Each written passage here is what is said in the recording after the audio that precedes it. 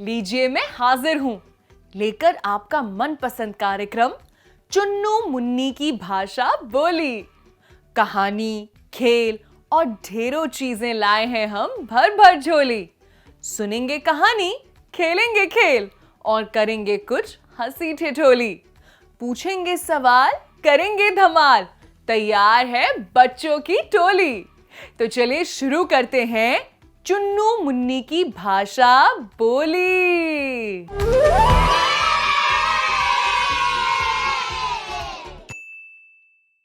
तो बच्चों, आप तो जानते ही हैं कि सबसे पहले हम सुनते हैं एक कहानी, और कहानी सुनने से पहले हम क्या करते हैं?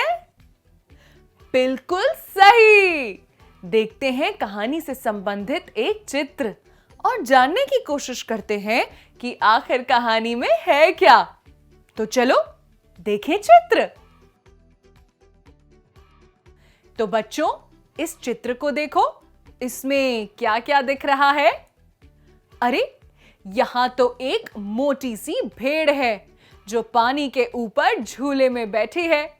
कुछ थकी हुई सी लग रही है। आपको क्या लगता है, क्यों थक गई होगी? मुझे तो लगता है कि इसने खूब तैरा होगा और इसलिए थक गई होगी। अरे, इसके सिर पर तो एक चिड़िया बैठी है। चिड़िया इसके सर पर क्यों बैठी होगी? क्या ये दोनों दोस्त हैं? अब वो तो कहानी पढ़ने के बाद ही समझ में आएगा। अच्छा, इस कहानी का नाम क्या हो सकता है? मोटी भेड़ या मोटी भेड़ और नन्ही चिड़िया? अरे नहीं, कहानी का नाम है मैं ऐसी ही हूं। सोचने वाली बात यह है कि कौन ऐसा कह रहा होगा कि मैं ऐसी ही हूं, और क्यों? मुझे तो लगता है कि सब भेड़ को मोटी मोटी कह के चिढ़ाते होंगे, इसलिए उसने कहा मैं ऐसी ही हूं। चलो कहानी पढ़कर देखते हैं कि इस कहानी में क्या होता है। इस कहानी को लिखा है बिंदु गुप्ता ने और इसके सुंदर चित्र बनाए हैं कनक शशि ने। चलो पढ़ते हैं। शाम ढले, भेड़ें घर लौट रही हैं। रोज की तरह सब खुश हैं, पर मटको उदास है। उसे फिर से बाहर सोना पड़ेगा। मटको को क्यों बाहर सोना पड़ता होगा? क्या अंदर उसके लिए जगह नहीं है, या बाकी भेड़ उसके साथ रहना नहीं चाहते? शायद इसलिए उसे बाहर सोना पड़ता है। देखते हैं आगे। बाड़े का दरवाजा छोटा जो है वो उसमें घुस नहीं पाती। तो ये बात है। योगी ने कहा तुम योग किया करो, तुम जल्दी पतली हो जाओगी। आपको क्या लगता है, मटको योग करेगी? क्या वो पतली हो जाएगी? देखते हैं। अगले दिन से मटको ने योग शुरू किया। अरे वाह, मटको ने तो चटाई बिछा के योग करना शुरू भी कर दिया। देखो तो कैसे वो कभी सिर के बल, कभी बैठकर तो कभी पीठ के बल पर योग कर रही है। कई दिन गुजर गए, पर बात ना बनी। भाई, मटको ने योग तो किया, पर वो पतली ना हो सकी। दौड़ी भेड़ ने सलाह दी, तुम दौड़ा करो, जल्दी पतली हो जाओगी। आपको क्या लगता है, मटको दौड़ शुरू करेगी? क्या वो पतली हो जाएगी? उसने दौड़ना शुरू किया। कई दिन गुजर गए, पर बात ना बनी। तो मटको ने दौड़ने की पूरी तैयारी कर ली। उसने तो दौड़ने के लिए बढ़िया जूते भी खरीद लिए। देखो ना, जूते पहनकर कैसे चढ़ाई वाले रास्ते में दौड़ रही है। हाय रे, पर मटको का दौड़ना भी काम ना आया। तेरू भेड़ ने भी सलाह दे डाली, तुम तैरा करो, जल्दी पतली हो जाओगी। भाई, मुझे तो लगता है इस बार मटको मना कर देगी। उसने तैरना शुरू किया। अरे वाह, लगता है मटको ने तो ठान लिया है पतली होने का। अब उसने तैरना भी शुरू कर दिया। देखो तो जरा कैसे पीठ के बल तैर रही है। पर बात ना बनी। हाय रे, ये उपाय भी काम ना आया।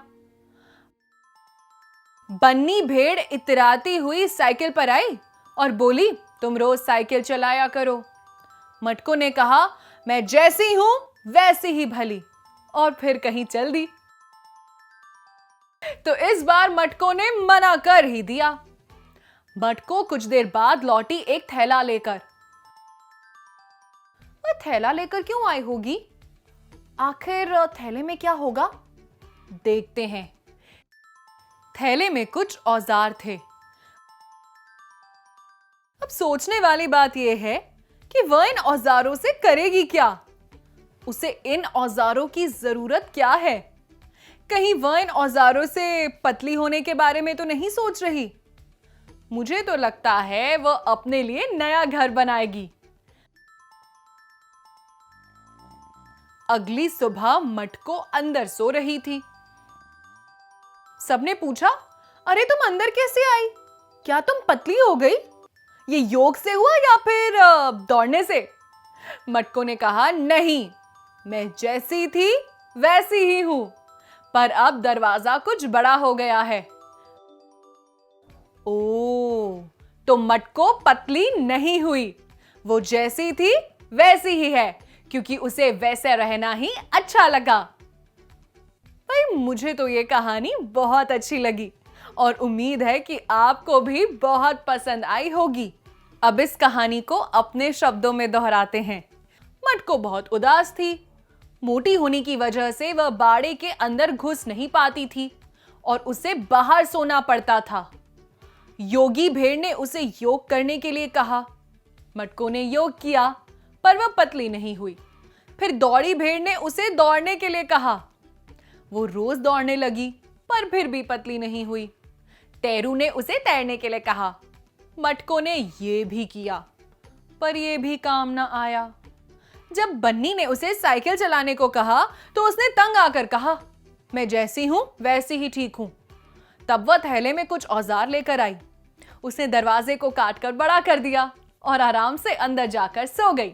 हमेशा की तरह आज भी कहानी को सुनकर मेरे मन में कुछ सवाल उठ रहे हैं, जिस पर हम चर्चा करेंगे इस छोटे से ब्रेक के बाद।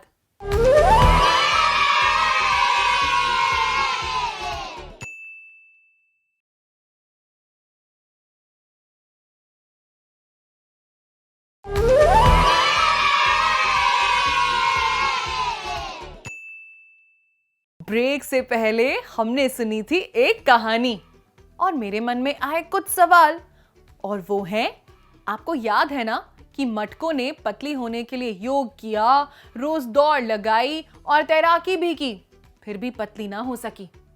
आखिर मटको पतली क्यों नहीं हो पा रही थी? बच्चों, मुझे तो लग रहा है कि मटको ने खान पान पर ध्यान नहीं दिया होगा। वो मेहनत तो करती थी, लेकिन शायद वो डट के खाना भी खाती होगी। भाई, मुझे तो लगता है कि कसरत के साथ साथ खान पान पर भी ध्यान देना होगा। दूसरा सवाल जो मेरे मन में आ रहा था वो ये है कि बच्चों, आपको याद होगा मटको को पतली होने के लिए कई भेड़ों ने अलग अलग उपाय बताए। इन उपायों को करते समय आखिर मटको क्या सोच रही होगी? मुझे तो लग रहा है वो सोचती होगी कि योग से तो मैं पतली हो ही जाऊंगी। फिर कुछ दिन बाद सोचती होगी कि अब तो मैं दौड़ रही हूं, अब तो मैं पतली हो ही जाऊंगी। फिर कुछ दिन बाद, धत, मैं तो जस की तस हूं। फिर मटको ने सोचा होगा, छोड़ो भाई सारे चक्कर, मैं जैसी हूं वैसी ही ठीक हूं। योग करना, दौड़ना, तैरना सब करना सेहत के लिए तो ठीक है, लेकिन मैं जैसी हूं वैसी ही रहना मुझे अच्छा लगता है। एक और सवाल जो मेरे मन में आ रहा है कि आखिर दरवाजा बड़ा कैसे हो गया होगा? भाई, ये तो तय है कि दरवाजा अपने आप तो बड़ा होगा नहीं, किसी ना किसी ने तो बड़ा किया ही होगा। आपको याद होगा कि कहानी में मटको एक थैला लेकर आई थी जिसमें कुछ औजार थे। जैसे आरी, हथौड़ा, कुछ कीलें। मुझे लगता है कि मटकों ने दरवाजे को आरी से काटकर बड़ा कर दिया होगा। आइए, अब बारी है हमारे कार्यक्रम के दूसरे भाग की। इस कहानी में एक शब्द बार बार आया है, बात न बनी। जैसे मटको भेड़ ने योग किया पर बात ना बनी, दौड़ लगाई पर बात ना बनी।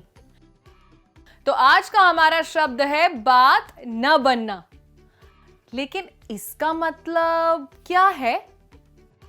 अरे, मुझे याद आया, कल मेरा भाई बाजार से मेरे लिए पेन लेने गया था। घर लौटा तो उसने कहा मैं कई दुकानों पर गया लेकिन कहीं भी बात ना बनी। तो मैंने पूछा बात नहीं बनी का क्या मतलब हुआ? तब भाई ने बोला, अरे सभी दुकानें बंद थी और पेन कहीं नहीं मिला। अब मुझे समझ आया बात नहीं बनी का मतलब। बात नहीं बनी मतलब काम नहीं हुआ। जैसे कहानी में मटको भेड़ ने योग किया, रोज दौड़ लगाई, तैराकी भी की, पर वो पतली ना हो सकी, यानी बात ना बनी। तो आपको समझ आया? अब आप सोचिए कि कब कब ऐसा हुआ जब आपकी बात नहीं बनी। आज हम एक खेल खेलेंगे। इस खेल का नाम है भानुमति का पिटारा। इस खेल में मेरे पास एक पोटली होगी जिसे हम कहेंगे भानुमति का पिटारा। इस पिटारे में बहुत सारी चीजों के नाम की अलग अलग पर्चियां होंगी। मैं इसमें से एक पर्ची निकालूंगी और उसमें जो भी शब्द लिखा होगा उसके बारे में आपको बोलना है, जितनी बातें आप उसके बारे में जानते हैं। फिर इसके बाद दूसरी पर्ची निकालेंगे और आपको उसके बारे में बोलना होगा। जैसे मैंने निकाली एक पर्ची, रसोई। अरे, रसोई के बारे में तो बहुत सी बातें हम कह सकते हैं। रसोई में खाना बनता है। यहां चावल, दाल, शक्कर, तेल, मसाले सब रखे होते हैं। यहां चूल्हा भी होता है। चूल्हे के बिना तो रसोई अधूरी है, क्योंकि इसी में तो खाना बनता है ना। ऐसे ही मैं एक और शब्द लेती हूं, दूध। बताओ, दूध के बारे में क्या क्या जानते हैं? दूध हमें गाय से मिलता है।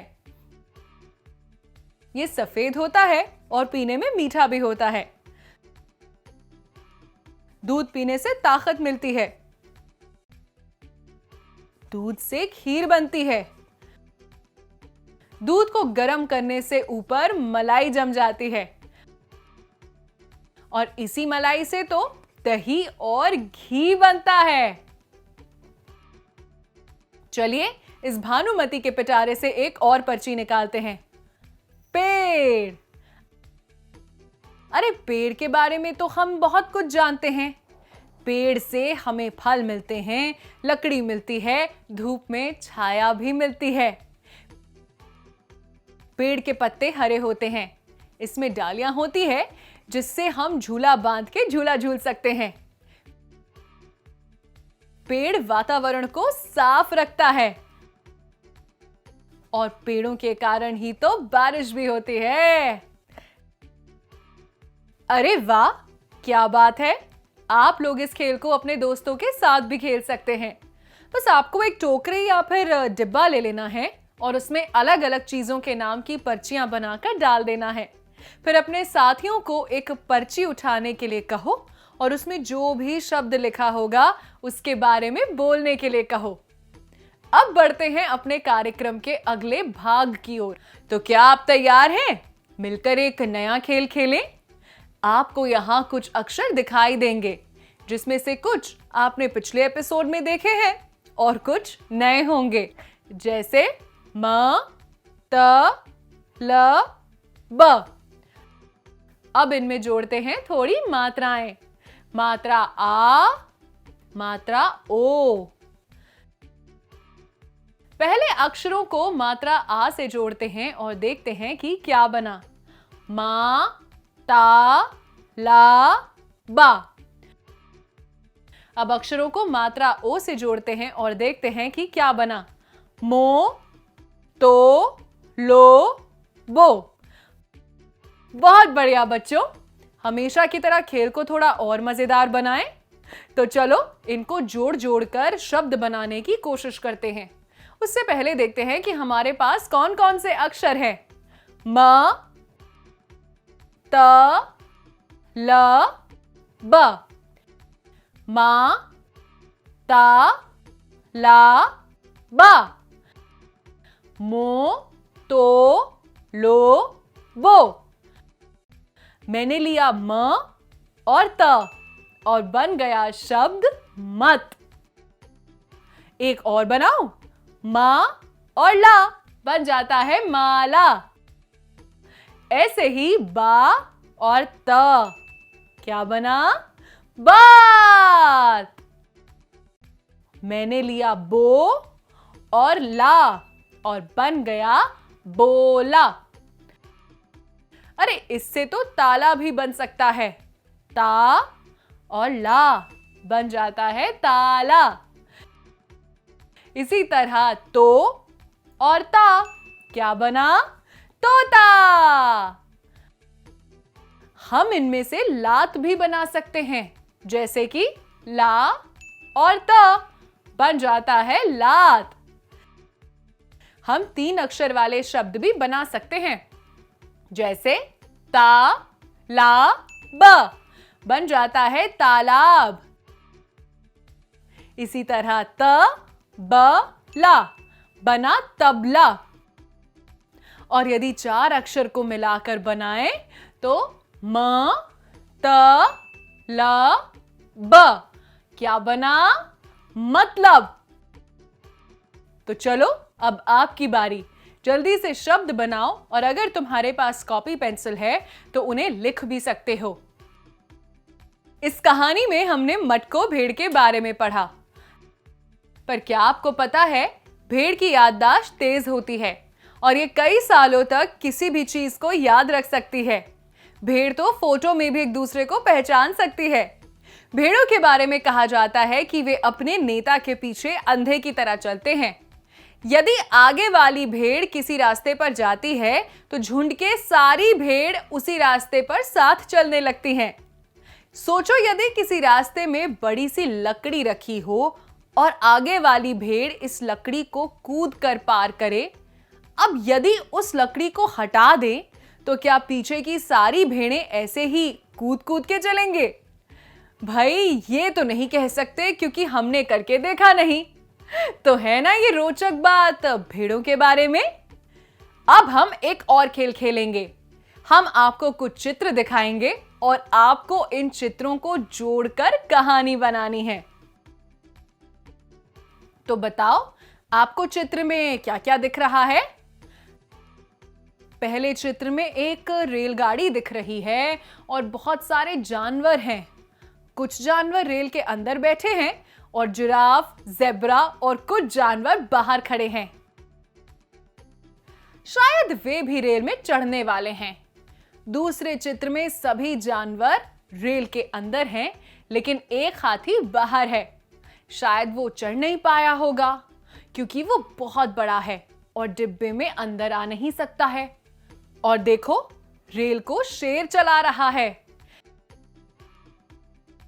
अब तीसरे चित्र में हाथी रेल की छत पर चढ़ने की कोशिश कर रहा है।